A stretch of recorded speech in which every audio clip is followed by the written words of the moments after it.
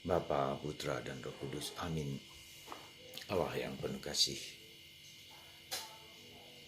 Mengikuti Yesus menjadi Kristen, menjadi Katolik, berarti mengikuti apa yang dialami oleh Yesus. Kita semua adalah murid Yesus, dan kita harus belajar menyerupai Yesus.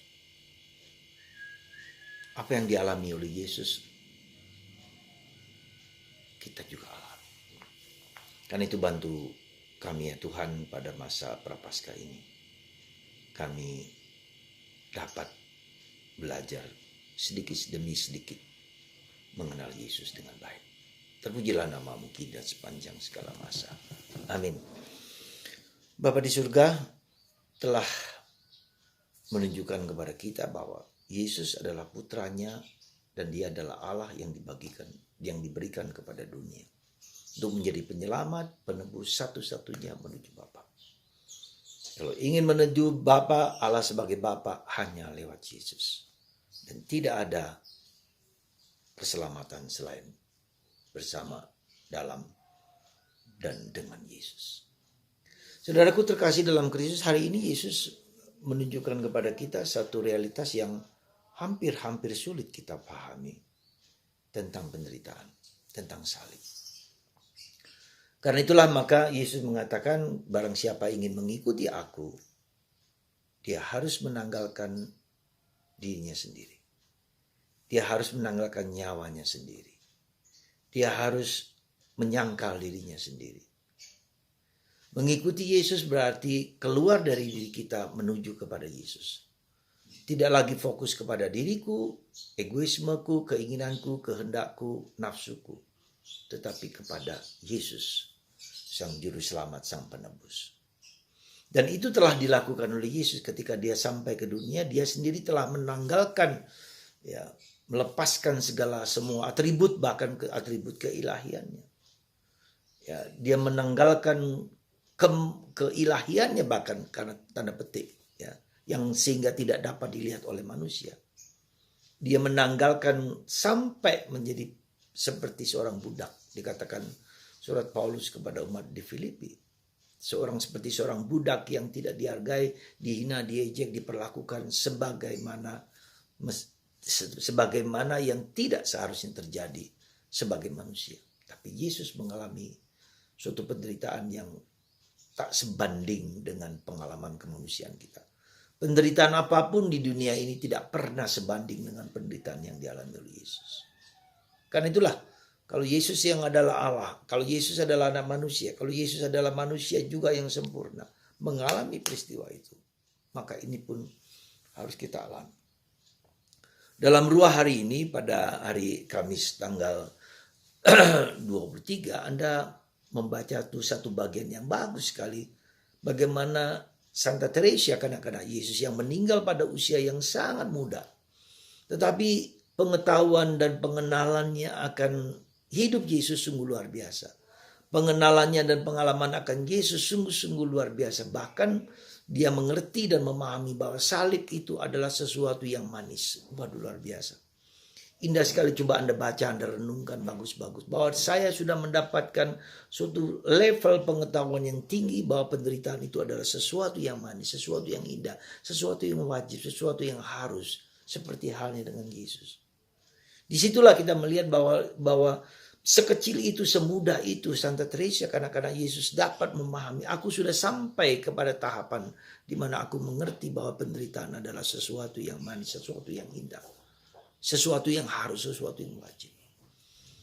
Jadi saudaraku terkasih, untuk mengikuti Yesus maka kita harus ada level, tingkat gradasi pemahaman kita akan Yesus, akan penderitaan, akan salib. Karena itulah ketika dia mengatakan aku sudah waktunya untuk meninggal, karena aku sudah bisa memahami, mengerti bahwa tidak ada yang tidak mungkin, tidak ada yang tidak dapat, bahwa kita harus sampai kepada titik di mana kita memahami ketika salib itu adalah sesuatu yang harus kita jalani, harus kita terima, harus kita syukuri. Karena kita ikut serta di dalam kehidupan bersama Yesus. Coba Anda baca, Anda buka di dalam ruah itu. Itulah suatu ringkasan yang sangat indah dan sangat bagus. Aku sadar itu, aku tahu itu, aku mengalami itu.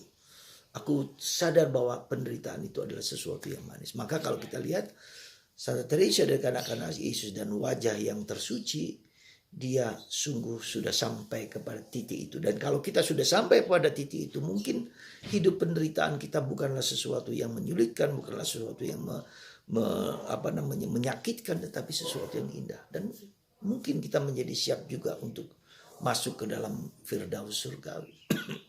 Semoga saudaraku terkasih dalam Kristus, ketika kita memasuki masa Prapaskah ini, 40 hari ini, kita diajak untuk melakukan 2 hal penting, yaitu menyadari tentang baptisan, anugerah baptisan kita itu. Kemudian juga sakramen tobat, sakramen dosa, kelemahan, keterbatasan kita, kerapuhan kita. Maka kita perlu dicuci, penyucian, tapi juga pensucian. Dengan dimurnikan, dibersihkan, kita disucikan. Itulah panggilan kita dalam masa Prapaskah ini. Dan kemudian yang kedua, bahwa kita diberi dengan baptisan itu adalah kita dianugerahi keputraan. Ya, sekali lagi dianugerahi keputraan, dianugerahi anugerah yang luar biasa bagi kita. Kita tidak hanya yang diciptakan, tetapi kita putra, kita yang diselamatkan, kita yang ditebus. Ya, jadi ini yang membedakan antara penciptaan, semua orang diciptakan. Semua alam semesta diciptakan, tapi Yesus juga mengadakan pembaharuan dengan kebangkitannya, dengan penyelamatan, dengan penebusannya. Sehingga penebusan Yesus, penyelamatan Yesus itu untuk semua orang, dan juga alam semesta juga dibaharui.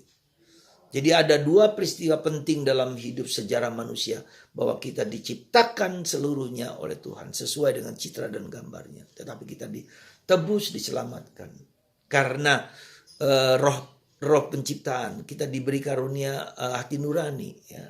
Kita diberi karunia lakukan yang baik, hindari yang jahat. Itu tidak cukup.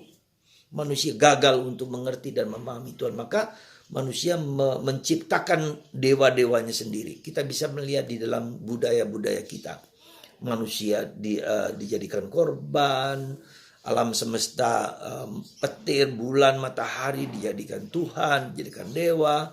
Di bangsa Israel kemudian sapi dijadikan dewa Baal dan seterusnya. Ada banyak orang gagal mengerti Allah dengan menciptakan Allah sendiri sesuai dengan apa yang mereka alami. Jadi itulah kegagalan dalam tanda petik, bukan kegagalan Tuhan, tetapi kegagalan manusia yang tak mampu dengan keterbatasannya itu mengerti akan Allah. Nggak bisa. Nah, itulah sebabnya kenapa Allah menjadi manusia, untuk memberikan pencerahan. Itu bukanlah Allah. Tak mungkin mereka mengerti. Mereka adalah patung-patung yang dibuat tangan manusia. Tapi Tuhan Yesus, maka Allah datang menjadi manusia dalam diri Yesus. Ya. Maka saudaraku, yakinlah sebagai orang Kristen, yakinlah sebagai orang Katolik, bahwa Yesus satu-satunya penebus dan penyelamat kita. Dan kita wajib mengenal Dia. Maka selama 40 hari ini kita kenal Yesus. Kenal sungguh-sungguh, mengalami Yesus, merasakan Yesus yang hidup. Semoga Anda dan saya dan kita semua menjalankan kehidupan dengan penuh sukacita. Ya, dengan sungguh-sungguh mengenal siapa Yesus. Tuhan memberkati Anda semua. Bapa, Putra, dan Roh Kudus. Amin.